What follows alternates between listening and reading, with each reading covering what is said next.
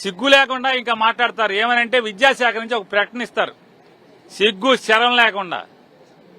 అన్నమైనా తినేదని అడుగుతున్నాను. ఆ ప్రకటన ఇచ్చేవాళ్ళు కేసు పెడతారంట. డిఎస్సి మీద ఎవడన్నా మాట్లాడితే బొక్కలు వేస్తాం. తప్పుడు పనులు చేయటం, మిమ్మల్ని ప్రశ్నిస్తే జైలు వేస్తారా? 16,000 చిల్లర పోస్టుల్లో ఎంత దుర్మార్గం అంటే 2012 సంవత్సరంలో ఆంధ్రప్రదేశ్ రాష్ట్రంలోని ప్రతి ప్రభుత్వ సంస్థల్లో నియామకాలు చేసేప్పుడు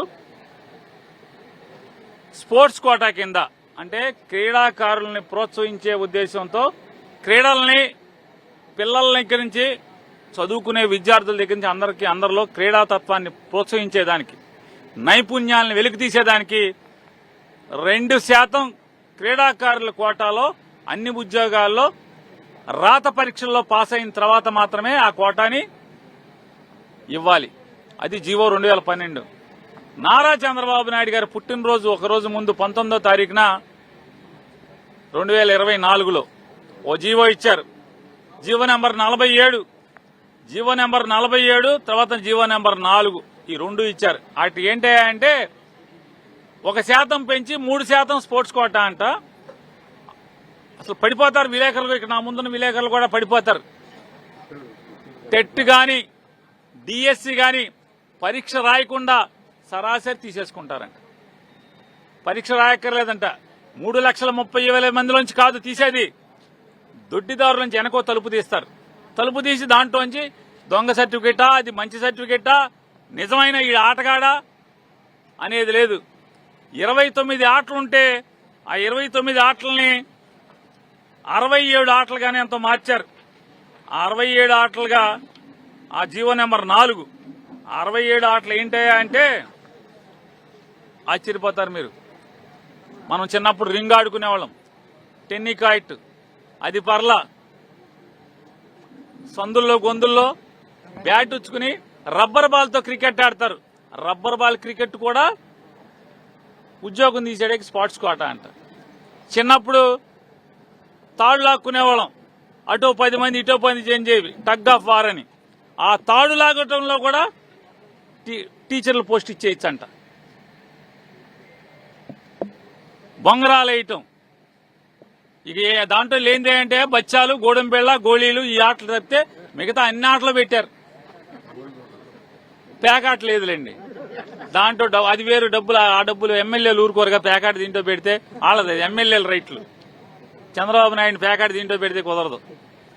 ఇంత అపహాస్యం చేస్తా టెట్ గాని, నీట్ గాని, డిఎస్సి గాని టెట్ గాని లేకుండా దొడ్డిదారిన 421 మందిని రకరకాల హై స్కూల్ పాఠాలు చెప్తాకంటున్నారు, ఎలిమెంటరీ పాఠాలు చెప్తాకంటున్నారు. ఆల్రెడీ వ్యాయామ ఉపాధ్యాయుల పోస్టులు అంటారు. ఇట్లా అన్ని రకాలుగా సరాసరి రిక్రూట్మెంట్. ఇంతకన్నా పచ్చి పాపం లేదా?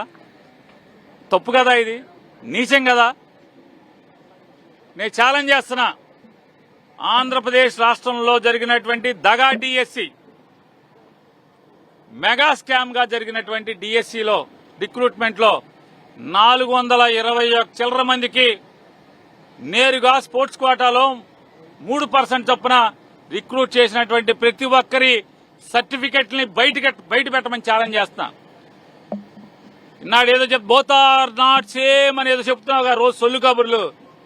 ఛాలెంజ్ చేస్తున్నా, బోత్ ఆర్ నాట్ సేమ్ అని సినిమా డైలాగులు చెప్పడం కాదు. నీకు కలేజా ఉంటే, నిజాయితీగా రిక్రూట్మెంట్ చేశామని కనుక మీరు చెప్పగలిగితే, స్పోర్ట్స్ కోటాలో రిలీజ్ చేసినటువంటి ఎంపిక చేసినటువంటి 400 చిల్లర మంది ఉపాధ్యాయుల యొక్క స్పోర్ట్స్ కోటా సర్టిఫికెట్లు వాళ్ళ డిఎస్సి టెట్ రాశారా, రాయలేదా, లేదా వాళ్ళది నిజంగా వాళ్ళు బీఈడీ చదువుకున్న సర్టిఫికెట్ ఎక్కడి నుంచి తెచ్చారు, ఏ కాలేజీలో పాస్ అయ్యారు, ఏ యూనివర్సిటీలో పాస్ అయ్యారు, ఎన్ని మార్కులతో పాస్ అయ్యారు, ఇలాంటి వివరాలన్నీ బయట పెట్టే దమ్ము మీకుందా అని అడుగుతున్నాను. మెరిట్ లిస్టే బయట పెట్టేటువంటి సినిమా మీ దగ్గర లేదు. ఇంక సినిమా డైలాగులు చెప్పుకోవటం ఎందుకు? మెరిట్ లిస్ట్ బయట పెట్టే సినిమా మీ దగ్గర లేదు. స్పోర్ట్స్ కోటా పెట్టేటువంటి సినిమా మీ దగ్గర లేదు. బోత్ ఆర్ నాట్ సేమ్ అంటారు. Cinema and Lokesh are not same. Balakrishna అల్లుడు నాట్ సేమ్. అతను సినిమాలు చేసి డబ్బులు తీసుకుంటారు, ఇక్కడేమో స్కాములు చేసి డబ్బులు తీసుకుంటారు. కానీ both are not same. CBI ఎంక్వైరీకి డిమాండ్ చేస్తున్నాం. ఆంధ్రప్రదేశ్ రాష్ట్రంలో 16,000 పైచిలకు ఉపాధ్యాయుల నియామకం జరిగినటువంటి స్కామ్ మీద సిబిఐ విచారణ జరగాలి అని చెప్పి డిమాండ్ చేస్తున్నాం.